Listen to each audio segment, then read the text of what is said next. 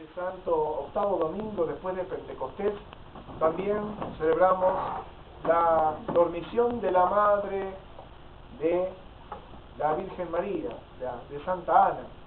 En primer lugar, decimos dormición en Oriente, no solamente de la Virgen, sino a toda aquella partida de este mundo que está acompañada por la presencia de Dios y desprovista de toda consecuencia del pecado. Llamamos muerte a la del Señor porque el Señor se hizo pecado por nosotros. El Señor tomó la muerte que nos corresponde a nosotros a causa del pecado. Por eso el Señor muere porque cargó sobre sí las consecuencias de nuestros pecados. En cambio, la Madre de Dios y los santos se duermen en el Señor.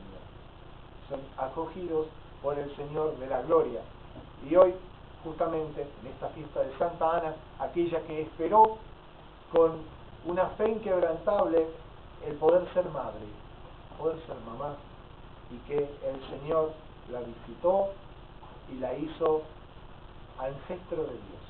Dios la tomó, muchas veces nos llenamos de ternura mirando a la Madre de Dios y diciendo cuánta ternura Dios la miró y la tomó por madre, ¿sí? Y cuánta ternura tenía también a Santa Ana, que Dios la tomó por abuela. Ana y Joaquín eran los abuelos de Dios.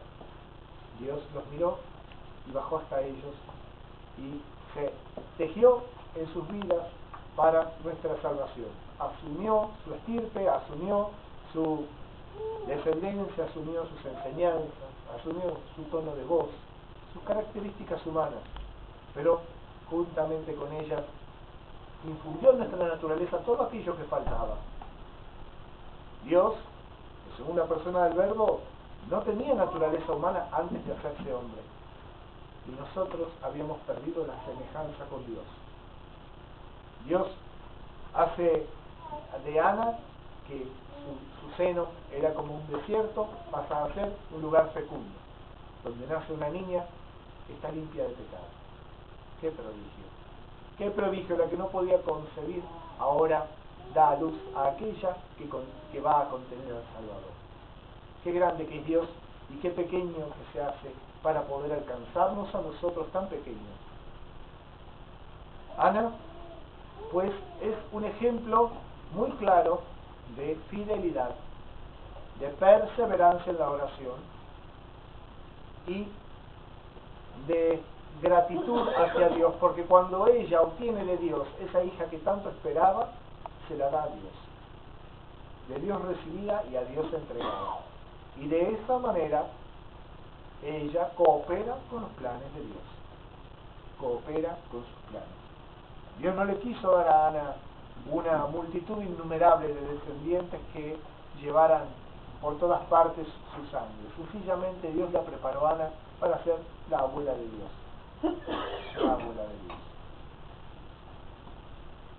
Tenemos en el Santo Evangelio una de las multiplicaciones de los panes que sucedió, que el Señor hizo en favor de sus discípulos y en favor de aquellos que se acercaban hasta un lugar lejano y que preferían pasar hambre o se olvidaban que tenían que comer por escuchar a Jesús. Esa gente que se internaba en el desierto, que se internaba en los lugares peligrosos, atraídos por la miel de las palabras de Cristo, seducidos por esa presencia que transformaba al desierto y al lugar abierto en un lugar deseable, tan deseable que no querían retirarse de allí aun cuando se hacía tarde y su familia no tenía que comer. No estaban pensando en una recompensa material. Ahora bien, el Señor hace un signo que es la multiplicación de los panes, la cual en el Evangelio aparecen dos, una en la cual quedan 5 canastas y en otras sobran 12 canastas y en otra parte aparece que sobran 7. Fíjense, los 12 apóstoles en nombre de Cristo reparten los panes y cada uno queda con una canasta llena de las sobras. No solo sacia a los demás, sino que tiene suficiente para mucho más. Y he aquí uno de los secretos de la fecundidad de la Iglesia. En cuanto más damos, más tenemos. Porque para nosotros dar no es amontonar, sino es abrir paso a la providencia de Dios. Para nosotros compartir no es quitar, no es dividir, sino es multiplicar. Porque es en los corazones donde Dios siembra para verdaderamente recoger una cosecha. De esta manera, cuando en nuestro corazón hacemos lugar de muchas cosas, puede tomar posesión de ese corazón una persona, por dicho, 3 personas que son una. Cuando hacemos lugar para los prójimos, para acercarles la fe, para entregarnos en manos del trabajo la vida de la iglesia, para ayudar a iluminar a otros, también el Señor llena de aceite nuestra lámpara. También el Señor viene en pos de nuestras necesidades. No es que no debemos pensar en absoluto en nosotros, sino que tenemos que aprender a pensar en nosotros mismos en el orden adecuado, en el orden puesto por Dios, y saber ubicar nuestras necesidades en el lugar adecuado, para no confundir nuestro bienestar con nuestra salvación, para no confundir nuestro alivio y nuestra sensación de paz con la paz que viene de Dios. Nuestra sensación de paz muchas veces es fruto de nuestro deseo de no tener conflictos. En cambio, la paz de Dios nos ingresa más profundo dentro del misterio de la cruz.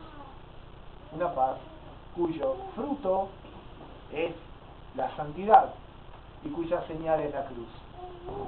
Por eso, entreguémonos decididamente a la actividad de Dios, que se muestra en el Espíritu Santo, y dejémonos conducir por ese mismo Espíritu, para poder, como Ana, esperar con una esperanza cierta y poder recibir, ya no en nuestro seno, un fruto santo, sino poder heredar la vida eterna.